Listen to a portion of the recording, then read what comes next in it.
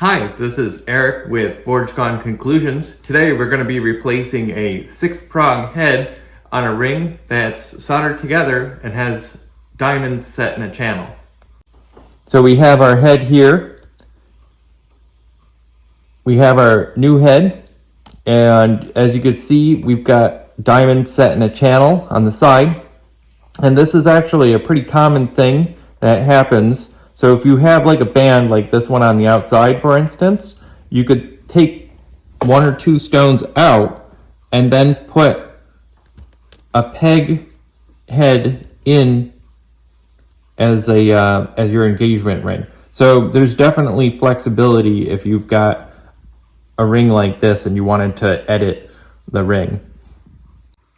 So you can see this prong here, it has a little bit of metal left on it, and that's all that was keeping the stone in. If you look, these ones in the back here, they're sheared off.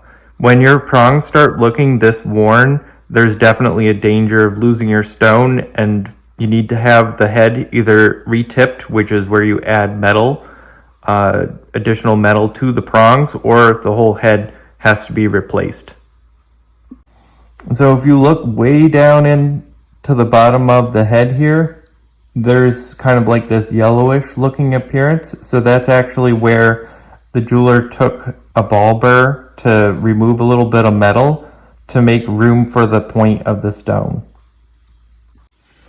So the head that we're using today is a 6-prong heavy head. So this head is average height, but it has additional gold on it to make it more reinforced, and it'll last longer. So we have our ring in our little fixture here. So we're going to heat up the head and the ring. That's going to activate the solder, and then we're going to pull on the head and it'll come out.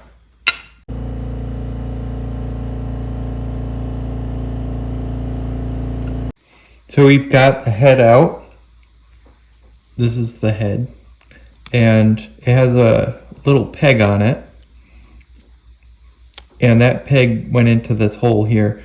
So what I was saying about editing, so theoretically you can remove a stone, and then now you've got space to be able to put the head in. So you could take a band that has diamonds on it and then edit it so that way you can turn it into an engagement ring.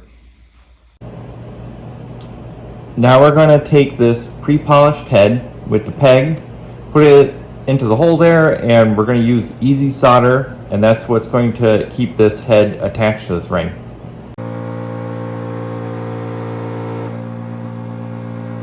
The head is installed. We have our stone here.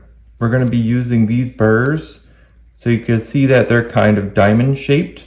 So by looking at the way that the stone sits in the head and getting the right size one, you could use these diamond shaped cutting burrs and get the prongs sculpted so that way the stone sits in there properly.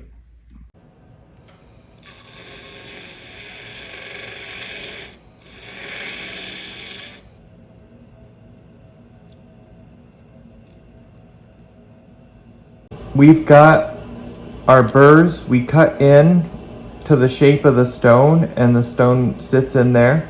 So it's important to have the right sized head to fit the stone and then to make the cuts properly. You want to go about 1/3 of the way in for cutting, so that way the stone fits in there and there's enough metal to be able to last a long time. Now we're going to tighten the stone. So we're gonna bring these prongs together and then these prongs together. Then we're gonna bring these prongs and these prongs together. So we're just gonna like pretend that it's like a 4-prong setting and just work with these 4. And then once those are brought in to the stone, we'll worry about these 2 guys and kind of do the same thing.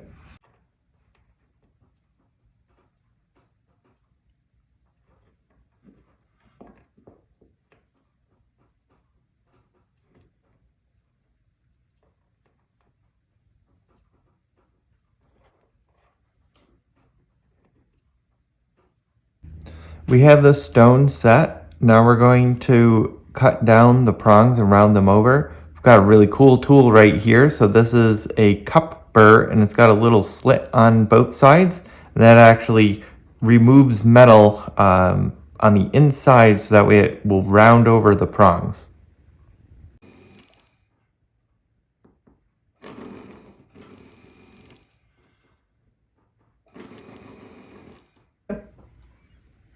We've rounded over the prongs. Now we're going to start doing all the polishing so that way everything's shiny and smooth.